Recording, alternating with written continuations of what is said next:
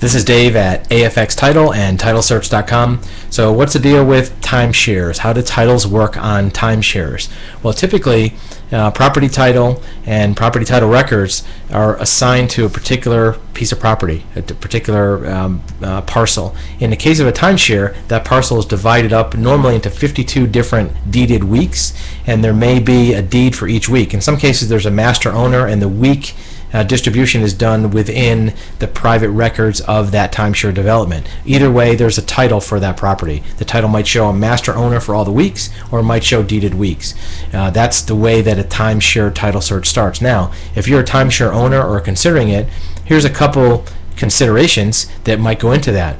There are normally maintenance fees that go along with a timeshare. Those maintenance fees do not go away. Sometimes they require personal guarantee.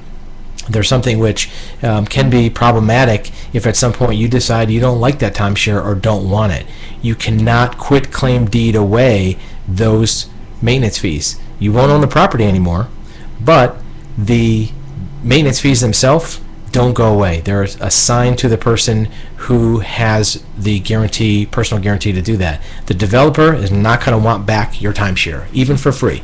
If you give it back to them, they're not going to want it, because at that point they don't get maintenance fees anymore, and that's going to be something which they're going to want to get from somebody. Normally it's going to be you. It's more of a liability than an asset. It really feels like a lease on an apartment or in a rental home.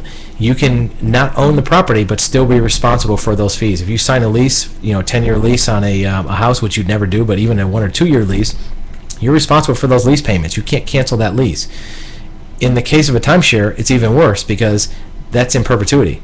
That lease barely goes forever. As long as you're alive, you own, or you owe that lease or those payments for maintenance on that timeshare. Unless you can find somebody to buy it from you or to take responsibility for those maintenance fees, it's all on you. You have to pay them. So that's something that is going to be out there. It can accrue as a debt and go on your credit, and you could even be foreclosed upon and owe those debts personally on the timeshare. So timeshare title searches, it's possible we can find out ownership, liens, mortgages, but the main thing is, if you're an owner or potential owner, take a look at those maintenance fees and see how that works for you as far as a commitment to make. It's a nightmare when you become a don't-wanter on that property, and all real estate investors know the best person to buy a property from is a don't-wanter. They don't want that property anymore. You can get it cheap. The problem with a timeshare is owning that timeshare is a liability rather than an asset. You have a debt rather than having an asset. You have a payment.